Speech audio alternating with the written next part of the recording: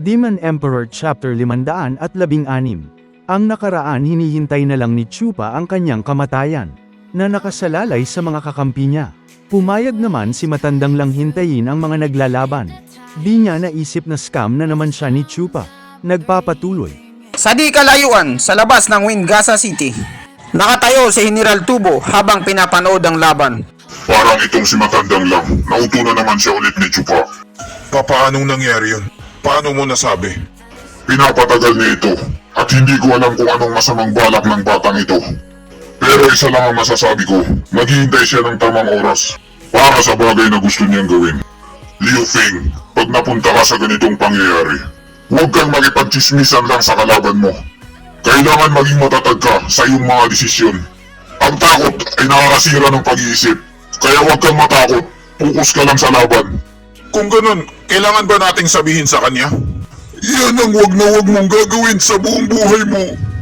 Agad siyang pinaalalahanan ni Imperial Tutor. Liu Feng, ano sa palagay mo ang mangyayari kapag pumunta ka kay Matandang lang? At sasabihin mo sa kanya na bobo siya? Para mo na rin siyang sinampal sa muka. Sigurado akong papatay niya ako. Dahil tinawag ko siyang bobo. At yan ang katotohanan na hindi natin kayang itanggi. Ang mga matatandang yan ay mga makasarili, padalos-dalos at matataas ang tingin sa sarili. Kung sasabihin mo sa kanila na naloko sila ulit at na-scam, para mo na rin silang tinawag na mga tanga, makikitid ang utak. Kahit masabi pa natin to sa kanya, pero nandyan si Chupa, magaling siya makipag-usap. Susulsulan niya si Matandang lang, ilang salita niya lang. Atakihin ka ni Matandang lang dahil sinira mo ang plano niya. Kinabhan at nanlaki ang mata ni Liu Feng dahil sa narinig niya kay Imperial Tutor. Maraming salamat sa iyo, Imperial Tutor, sa iyong patnubay ng magulang. O rated is PG. Ang tatlong to, napakabaho nila. Hindi sila nag-iisip. Kahit sila pa ang mga katulong namin, kailangan magpakalayo-layo kami sa kanila dahil marurumi sila. Mas maganda nang mag-ingat kaysa sa sorry. Tingnan na lang natin kung paano sila pahihirapan ni Chupa. Samantala may nag-holding hands, isang makinis at isang magaspang. Ang matandang magjowa lang pala, ginagawa na nila ang kanilang teknik. Life and death art! Nagpakawala na sila ng pinagsamang matinding kapangyarihan. Tubig at apoy.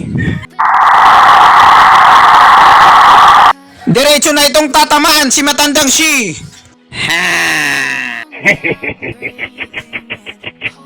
Pinakawalan din ni Matandang Shi ang kanyang mga alagang ahas. Pareho sila ng kapangyarihan ni Orochimaru. Nagsama-sama na yung mga ahas sa lipunan. Nagsalpukan na yung teknik ng magjowa at yung ahas. Hindi pa rin natitinag yung ahas. Samantala yung teknik ng magjowa ay humihina na. Sinisip-sip pala ng ahas yung teknik nila. Hindi maaari ito. Isang malaking kahangalan, mga bata. Ang mundo ng Radiant Stage ay mababa kesa sa Ethereal Stage. Gumamit kayo ng kapangyarihan na spiritual power. Samantala, ang Ethereal Stage ay kaya niyang gamitin ang sarili niyang spiritual power. Malayo pa kayo sa kalingkingan ko.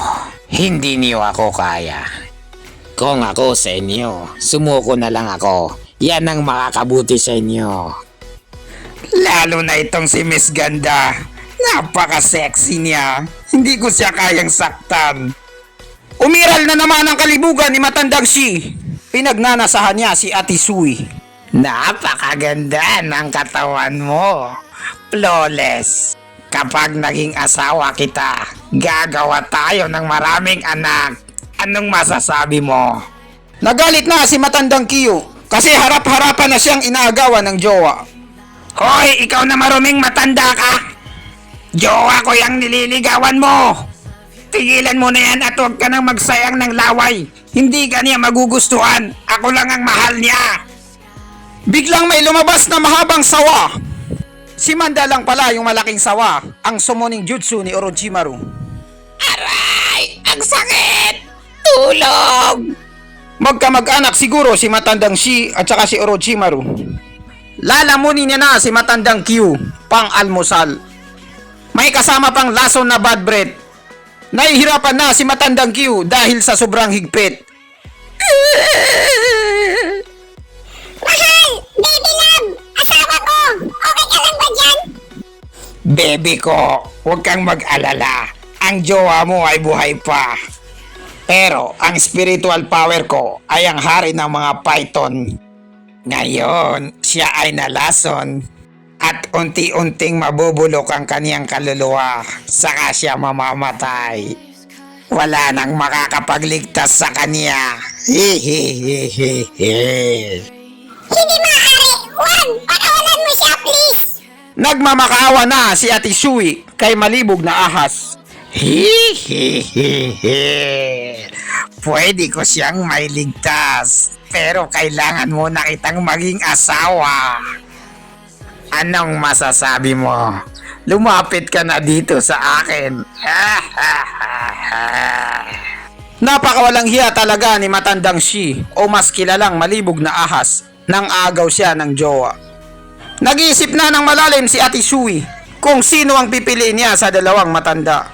Pinagmasdan niya ang jowa niya, namimilipit na ito sa sakit. Aray ko!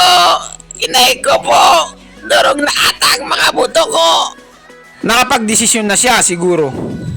Masayang pinagmamasdan ni matandang lang ang drama nilang tatlo. Panalo na kami sa isang laban. 1-0. Pagkatapos tapusin ni mabangis na tigre, yung matandang yun, tatapusin na rin kita. Napakayabang naman ni matandang lang. Binibilang niya na yung itlog na hindi pa pisa. Ipapatikim ko sa'yo ang buhay imperno.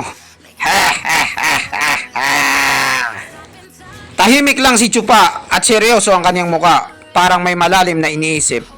Lumapit na sa kanya si Ate Sui. Parang nangangamoy breakup yung matandang magjowa. Nasa harap na ni malibog na ahas si Ate Sui. Isinusuko niya na ang bataan.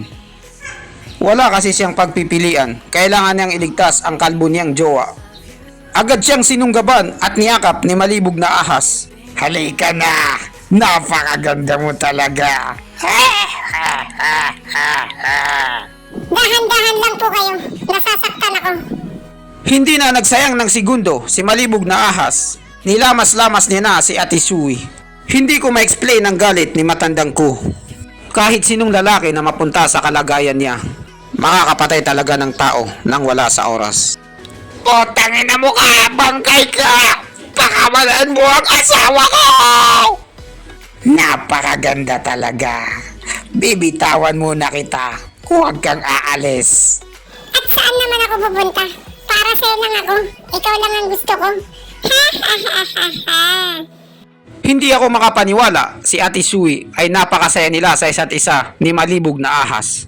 Napakabilis niyang mag-move on. Segundo lang. Ganyan talaga kayo mga babae. Pinaglalaruan niyo kaming mga lalaki. Samantalang si matandang ku ay mamamatay sa selos. Harap-harapang pagtataksi lang ginawa sa kanya ni Ate Sui.